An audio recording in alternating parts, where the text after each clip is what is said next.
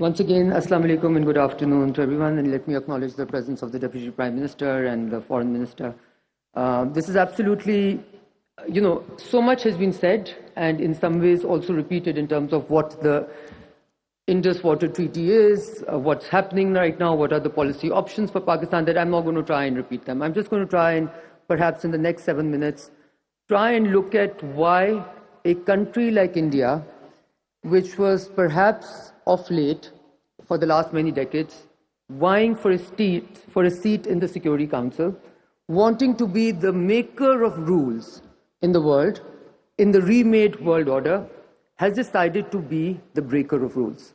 What is the environment that is enabling a country to be able to get away with the stated objective of murdering, of killing a civilization, and not a peep, not a mutter, not a murmur, not a law-abiding international world coming to its defense? And, there's an adage that what you do to others will eventually happen to you. So if you're not there to protect when it happens to you, the precedent-setting role of what India is up to, not only in this, not only in what it calls holding in abeyance a treaty which, by the way of the treaty, cannot be held in abeyance, So before, without even going into what else is in play, or the only three issues that I want to bring your attention to, I'm going to start with reading Article 12 of the Indus Water Treaty, because sometimes I find that we keep on analyzing things without really going into how effective or what do the treaties in their essence, or any treaty in its own essence actually says. So this I read many years back, and I was like, after this, which country which wants to still function in the world as not a rogue state, but as a country which deserves a seat, forget the Security Council, but even the General Assembly, would ever be able to think it can work itself out of a treaty like this? And Article 12 says, the provisions of this treaty may from time to time be modified by a duly ratified treaty concluding for that purpose between the two governments. And this kind of answers the question that was asked also over here, that should we renegotiate a treaty? You never renegotiate you don't end something before you have something better renegotiated. So right now, I think even to talk about anything like that would be, I think, a bit immature, if I could say that. And for the provision, I'm again quoting the Indus Water Treaty, the provisions of this treaty, this is interesting, or the provisions of this treaty as modified under the provisions of paragraph 3 shall continue in force until terminated by a duly ratified treaty concluded for that purpose between the two governments. So after this, if there are ifs, buts, abeyances, held in, suspension, any type of nomenclature, literature, fancy language, grammar, or any other language can be thought of, can be coughed up, can be vomited.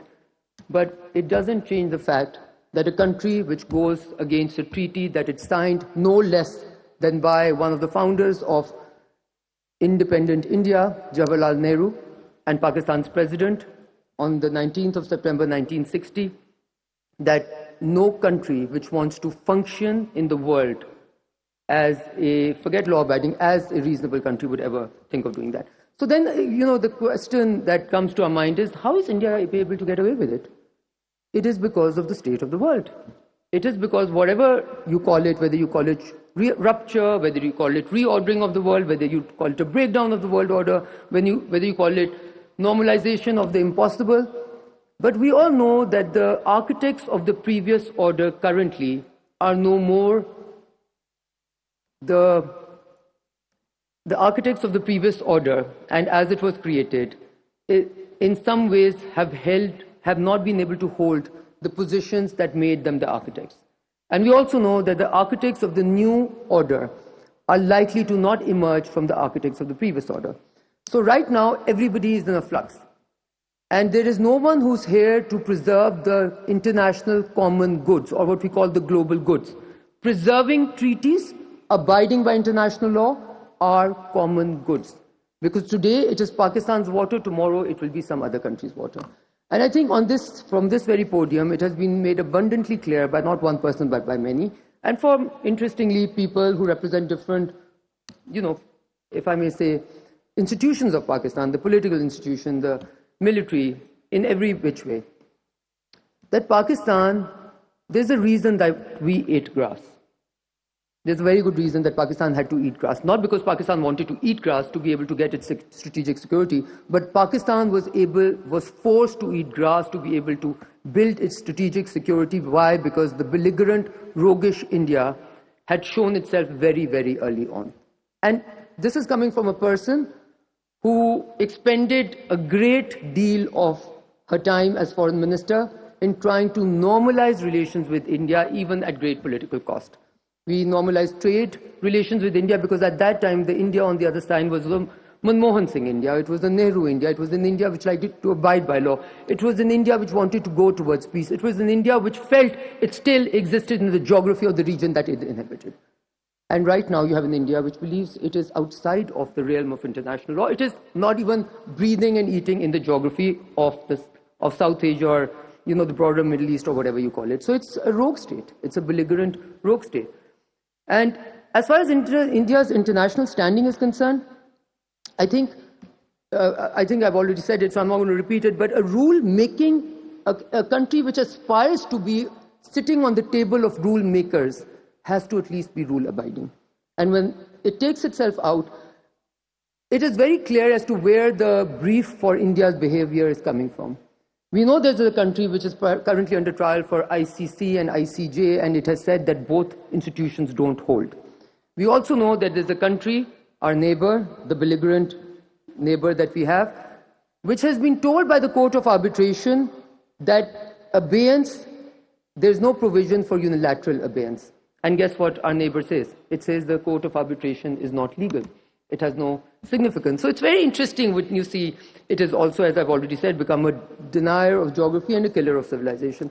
But most importantly, I think what the world needs to wake up to, as they say famously, smell the coffee and wake up to, is that why is it that the Indus Water Treaty was considered to be a gold standard when it comes to water treaties between an upper riparian, middle riparian, lower riparians, between an upper and lower in the broader sense. Why was it considered a gold standard? Because it was durable, it was predictable, it had a water sharing arrangement which survived 3 wars. When it could survive a full-scale war, one war in which Pakistan even lost part of its, country, when it had the ability, it had the durability, the survival rate to be able to survive something like this, what is the Indus Water Treaty not able to survive today? It is the Modiization of an India, which used to be a very different animal. And I think if the world doesn't wake up to this, today it's Pakistan, yesterday it was probably other neighbors, and very soon it will be other countries which will be in its leash. And the last thing I want to say, because in my very, very sort of optimistic view of the world and my neighborhood, because I believe that, I was born in 1977, so I was the first foreign minister who was born after 1971, and I was like, we were done with this hostility, it's over. This is what we thought when we were dealing with India. And we thought at that moment that climate change is going to be one thing, make these countries forget their long-seated, violent past and animosity for each other, and be able to close these countries together in living a common future, in preserving the environment and the waters for the common future. And within that context, I think most of us do already know that amongst the most, when it comes to melting snow and ice, the Indus Basin is one of the most in challenge all over the world. So this tells you where we're going. It's not a pretty picture from what it's looking like where we are right now. And if this goes unmitigated and unstopped, then I think what we're doing is carving out the space for a continuous hegemonic country which has been shown its place in the battlefield, may I say, very clearly. But I think it is important for other countries to play their role. And here I'm going to specifically call out on the European countries who have always held themselves as the preservers of law, So with that, let me just congratulate once again all the panelists. They kept their time, and they were all very, very specific. And thank you all for your time.